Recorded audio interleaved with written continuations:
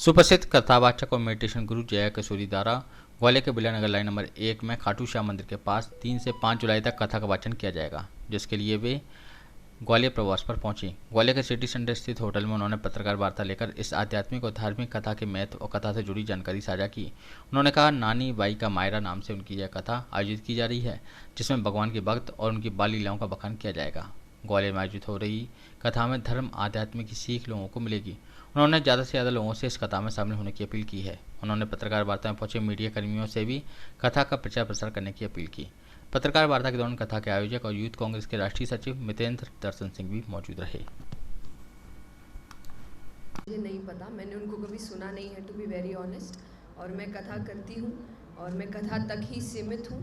और बाकी लॉ के साथ क्या होना चाहिए, देश के साथ सरकार बैठी है, अपना काम कर रही है, तो आई थिंक वो उनका काम ज़्यादा अच्छा है, उनको सौंप दिया जाए। मेरा जो काम है वो कथा करना है, मैं उसको अच्छे से कर लूँ, आई थिंक वही ज़्यादा हो। समर्थन करती हैं आप हिंदू राष्ट्र? मुझे बहुत खुशी है अगर सनातन धर्म आगे बढ़ेगा, सनातन होने के नाते, लेकिन जो भी हो वो कानून के दायरे में रहकर हो तो बहुत अच्छी बात। बहुत छोटी सी उम्र है, ये कथा की प्रेरणा कहाँ से मिली आपको? भगवान से ही मिली मैं कहूँगी, क्योंकि मैंने तो कुछ सोचा नहीं था, समझा नहीं था। मैं 6 साल की आयु थी मेरी जब मैंने शुरुआत करी, भजनों से करी, फिर कथा में आए। तो मैं हमेशा यही कहती हूँ कि मैंने ये नहीं चुना, इस स्थान ने मुझे चुना। दीदी, आपकी शादी को लेकर क्या ख्याल है? मुझे ये लगता है पर्सनल क्वेश्चन हम ना पूछें, क्योंकि ये थोड़ा सा पर्सनल है। पर्सनल अच्छा हो, शांति से हो, और वो ज़रूर करना चाहिए जो देश के हित में हो और देश के लिए लोगों को आगे बढ़ाए। तो आई थिंक दैट्स इट। क्या आपको ऐसा लगता है कि आजकल यूथ ऐसे धर्म अध्यात्म की ओर आ रहा है? लगता है? बिल्कुल लगता है। आप कथा में आइए, आप देखेंगे कि यूथ बहुत आ रहा है। और देखिए, जैसा मैंने स्टार्टिंग में भी कहा, वो तभी आएगा, 3 घंटे हैं, 3.5-4 घंटे की कथा होती है। तो इतना देर तो कोई इसलिए नहीं देगा ना कि उसको अच्छा नहीं लग रहा होगा या उसको हेल्प नहीं मिल रही होगी। वो दे रहा है इतना समय, स्पेशली यूथ दे रहा है, जिसके पास आज आधे घंटे का भी समय नहीं है। वो इतना भाग दौड़ में व्यस्त है, दे रहा है तो कुछ तो उसको फायदा हो रहा है। आयोजकों में कोई यूथ इस प्रकार से आयोजक जैसे यूथ हैं जी? हाँ, देखिए आपके सामने है। इस प्रकार के और पहले जो यूथ है उन्होंने आयोजन किए ऐसे? नहीं, बिल्कुल यूथ ने किए हैं, यूथ आए हैं। मैं हमेशा कहती हूँ ज़रूरी नहीं कि किए हैं तो ही हो, यूथ आते भी बहुत हैं। और शायद अब यूथ कर रहा है, तो जैसा मैंने कहा कि जब मैं कथा करती हूँ तो इसीलिए लोग ज़्यादा आते हैं। कोई हमारे जैसा बैठा है तो कोई हमारे जैसा बैठा है, हमारे जैसा करवा भी रहा है, तो आई थिंक डबल यूथ आने वाला है इस कथा में।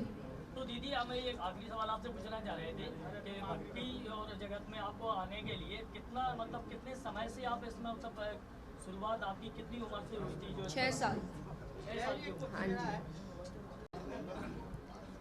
नहीं, मैं हमेशा कहती हूँ कि आप धर्म के साथ राजधर्म की जो सीख है वो लेकर आप राजनीति करेंगे तो ज़्यादा अच्छा होगा। क्योंकि मैं हमेशा कहती हूँ राजनीति गलत नहीं है अगर कृष्ण सी करी जाए तो, क्योंकि पूरे महाभारत में कृष्ण जी ने राजनीति ही करी है और कुछ नहीं करा। तो आप कृष्ण सी राजनीति करिए तो युद्ध जीत जाएंगे, दुर्योधन सी करेंगे तो हार जाएंगे। आपका राजनीति में जाने का क्या ख्याल है? बिल्कुल ख्याल नहीं। एक और क्वेश्चन लास्ट के काल मार्क्स ने कहा है कि धर्म जो है अफीम की तरह है, इसे आप कैसे मानते हो? मैंने सुना नहीं है, तो आई थिंक जो मैं सुनती नहीं तो मैं उस पर ओपिनियन नहीं दे सकती। आपको लेकर सवाल सभी विषयों पे, लेकिन आपसे व्यक्तिगत नहीं रहेगा सवाल। देश में जिस तरह से राजनेता संतों की शरण में जा रहे हैं और प्रवचकों की शरण में जा रहे हैं, तो आखिर ये जो एकदम राजनीति में जो परिवर्तन आ रहा है, संत भी राजनीति की ओर आ रहे हैं, प्रवचक भी राजनीति की ओर आ रहे हैं, ऐसा क्यों हो रहा है? इस बारे में आपका क्या कहना है? मध्य प्रदेश में ज्यादा हो रहा है ये, क्योंकि सरकार बचाने के लिए वैसे लिए आदमी संतों की शरण में जा रहा है, कहीं किसी अरे तो संतों की शरण में तो सबको जाना चाहिए, कुछ भी बचाने के लिए। ये तो अच्छी बात है कि कम से कम सही सीख मिलेगी। बचाने के लिए और लाने के लिए भी। केवल चुनावी साल में वो तो देखिए व्यक्ति विशेष, मुझे नहीं पता आप क्या बात करना चाह रहे हैं, लेकिन संतों की शरण में बिल्कुल जाना चाहिए।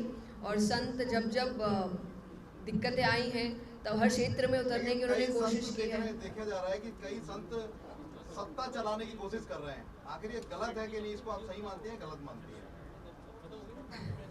थोड़ा सा मतलब व्यक्तिगत ऐसा सवाल है सत्य बोलना जो आपको कहना। देखिए, अगर आप अच्छे से करेंगे, देश को आगे बढ़ाएंगे, तो चाहे वो साधारण व्यक्ति हो, बिजनेसमैन हो, संत हो, बहुत अच्छी बात है। अगर आप चीज़ों को ख़राब करने की कोशिश करेंगे तो एग्जैक्टली आप नॉर्मल इंसान हो, बिजनेसमैन हो कि संत हो, वो गलत ही है। आपका मोटिव देश को आगे ले जाना होना चाहिए, अच्छा काम देना होना चाहिए, अच्छी लाइफस्टाइल देना होना चाहिए, ग्रोथ होना चाहिए। तो चाहे व्यक्ति कोई भी हो, बात अच्छी हो। जया जी, मेरा एक सॉफ्ट प्रश्न है